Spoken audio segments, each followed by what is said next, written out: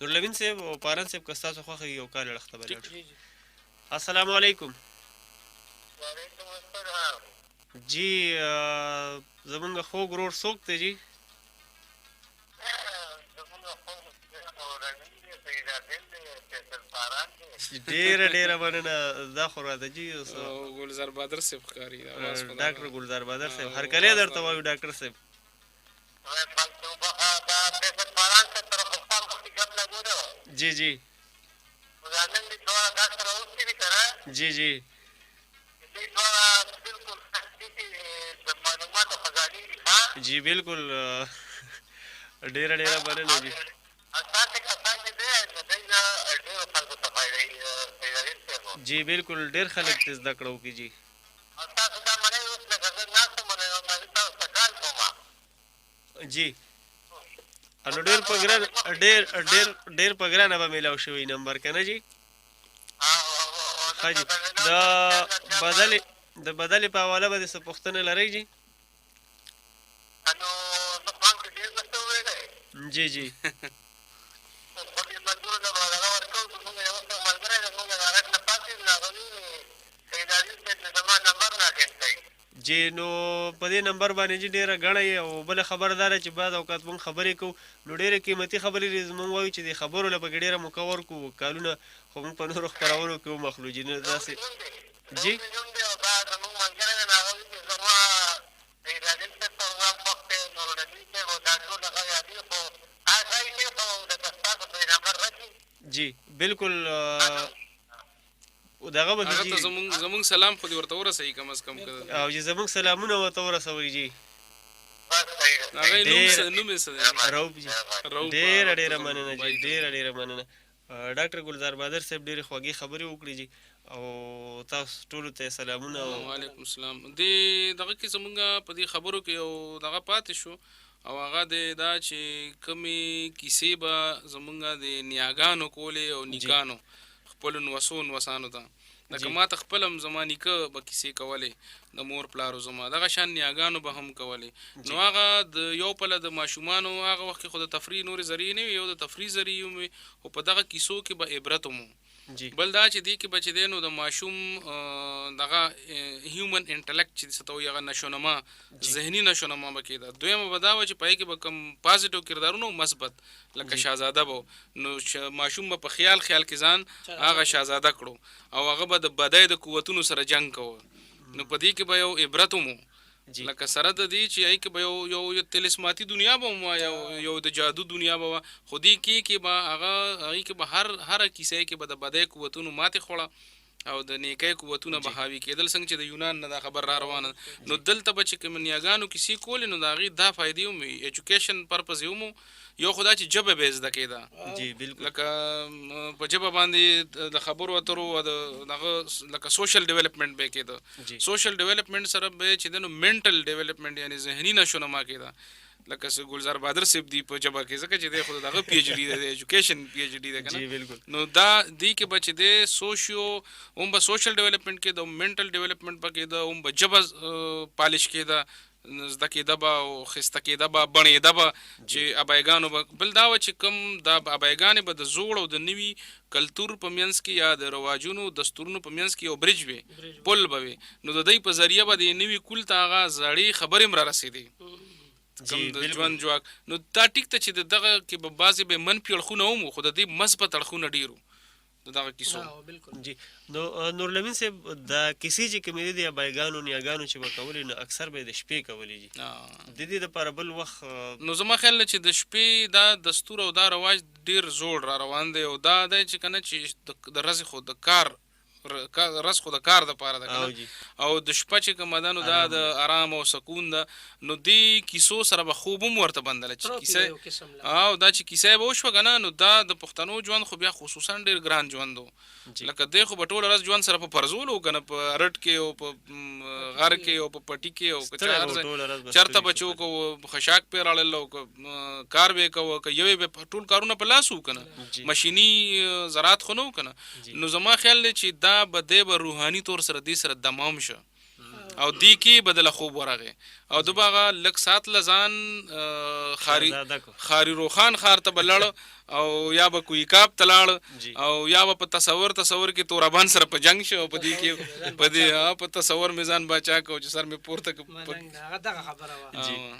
جی فاران صاحب د نو لمین صاحب خبره په مخ کې بوزما ګوره دی کې څوک چې تاسو دا وګورئ کنه دا د وړو د کیسې چې کمی دي نو دی کې ډېری لکه هغه خبرې د عقل او د فهم لکه ګوره دی کې مونږ یو ډېره مشهوره کیسه د نیمکونی هغه نیمکونی داسې کردار دی چې دی هغه لکه سکه نه غني داسې کم کوزه غني او هغه ذهني تور باندې دومره تیز چې بای چې کم ځای کې دی انخلی کار ورته هغه رواني نو د دین یو دا چې بای لکه داسې سړی به کم کوز نه غني یا بچاله داسې لکه کنه جسمانی یا دغه نو ځکه چې لکه دا ټول بنیادی سیس چې په انسانانو کې دي چې پای بن انسانان دیو بل نمبر تر کې دي چې هغه عقل دی بلکې عقل فهم دی د دین بیا اقبال د دین متاثر دی علامه اقبال کله چې پهاړ او ګلهری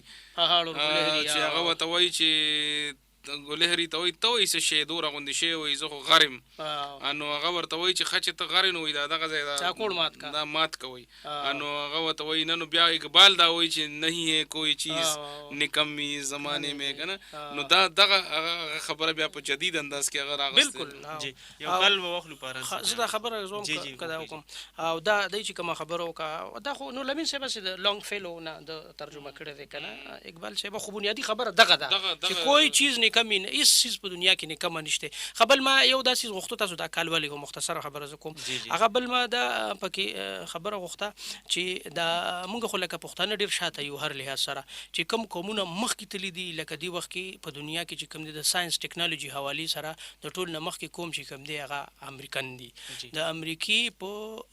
اسکولونو کې او په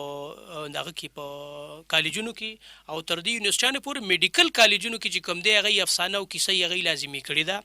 په بوسټن ته د ادب خار وای په هغه کې میډیکل کالجونو کې په میډیکل کې هغه چې کوم دی د افسانې او د سيزونه لازمي کړی ډاکټرانو د لپاره د دې لپاره هغه دا وای د دې انساني نفسیاتو سره انتهایی اهم تعلق ته د دې کیسې یعنی هغه په دې نقطې باندې ورسېل چې کومه نقطه باندې سوار له سوا کال مخکې قرآن مونږ له یو خبره کوي یا مشرق یو روایت را روان دي نو د امریکن غونډي پرمختللي کام چې کم دي هغه هم دا ومنل نو هغه د میډیکل ډاکټرانو لم چې کم دي کیسې شامل کړي په نصاب کې بیا داسې کیسې هغه لیکلي چې کوم ډاکټرانو لیکلي دي چې هغه مخله سکه کیسونه راغلي نه بیا هغه کیسې جوړې کړي دي نو هغه هم پکې شامل کړي دي نو دا ټول خبرې لکه دا خای چې کیسې چې کوم ده نو دا ډیره اهمه ده او دله چې کم دي لکه په اهمیت حاصل لپاره انساني ژوند کې السلام علیکم وعلیکم السلام جی خپل پیژنګلو را سره وکړور جانه زه سعود رحمان خبره کوم نه مانی باندې سعود رحمان ورور استړي مشي د توایو ډېر مالګه ما طرف نور لمین سیتا او فیصل پالان ډېر دوه سلامونه دي مننه وعلیکم السلام وعلیکم السلام دې دوه څنګه خیر ملمان خیر دی خیر د الله فضل دی خو د خیر سره د بدل په حواله باندې سعود رحمان ورور سویل غواړي بس بدل په حواله او تاسو خو دې کیسې دا هغه راغسته زوم چې لکه کداغو کې سید علي بن نن سبب کیسې باندې څو ډیر یقین کوي نه ولې چې په خوا باندې کیسې خلک ډیر شوقیان او نن سبا چې کوم نه یوې کیسې بل لا کیسو نه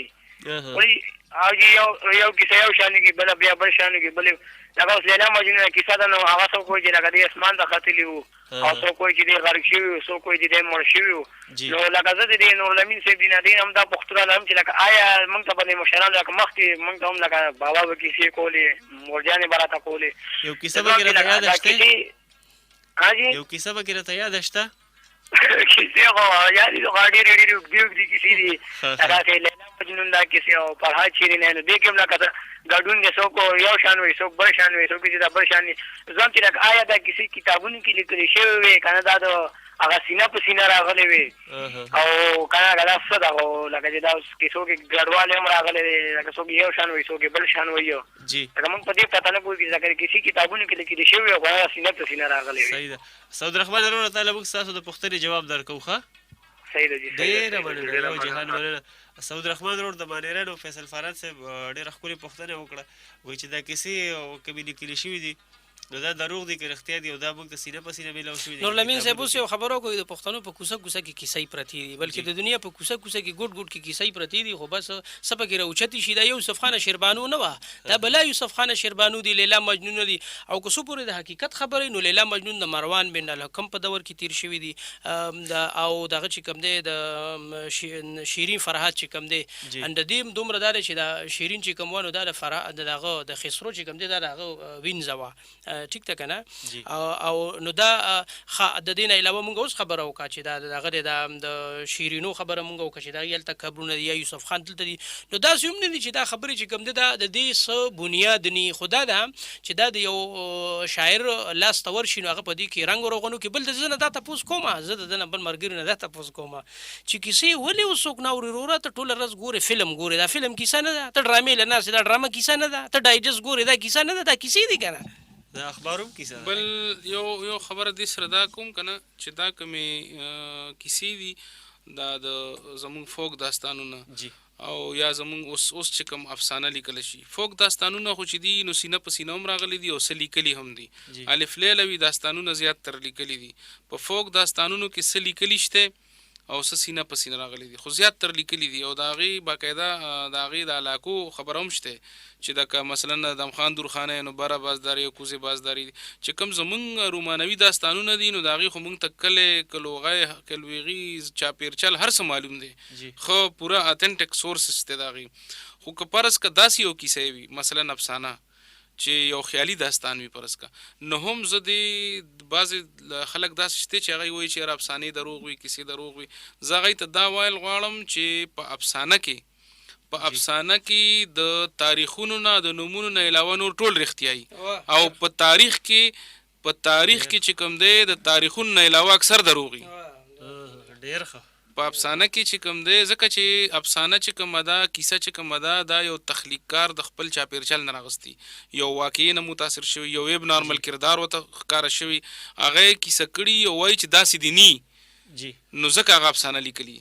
هغه کردار ته هغه په کم نظر چې ګوري نو هغه کردار په دغه غیر امکاني کیسه یې ډوي نه هغه چې لیکي نو د خپل چاپیرچل عکاسي کوي او دا وایي چې څنګه کردارونه په کار دي او څنګه دي نو سوره رښتیا ممکن وي نو ځکه وایي چې هغه کیسه وي هغه د ځان باره کې ني د بل باره کې نو په نرې رښتیا وایي او دویمه خبره دا ده چې دا کوم موږ سره لکه مثلا مهدي باچا افسانې دي نو تک د مهدي باچا افسانې او زموږ چاربیتې او زموږ بدلې راواخلې او د پښتون تاریخ ته کښېنې که نه نو د پښتون قامي تاریخ چې د ټول اتنټک سورس اړو دغه دی نو مطلب دا دی که نه چې دا افسانې چې کومې دي څنګه چې ما دا وویې چې په دې کې تاریخونه او نومونه خو دروغي خو کیسه د دې رښتیا وي دک شان دا تاریخ چې ما وویل نو دا تاریخ زیاتر په دربارونو کې لیکلی شوی دی نو دې کې بلا دروغ لیکلي شوي دي دا خو خانانو نوابانو بادشاهانو په خپل پیسې ورکړي دي او په خلکو یې لیکلی دی که نه نو تاریخ نه زیات ښه تاریخ خو دا زموږ د آرټ دی دغه افسانه ده دغه کیسه ده چې په دې کې چې ده نو تا ته خپل کلچر ښکاري خپل ژوند ښکاري خپل کلیکټیو وزډم ته ښکاري خپل ایسټیټک سنس جمالیات ته خپل وطن ښکاري نو ته دې ته په دې نظر دې ته چشمې دقسې ولګو د رښتیاو که تا د دروغو چشمې لګولي نو بیا به د ده دروغ ښکاري ته د رښتیاو چشمې ولګو نو بیا به ته رښتیا ټیک شو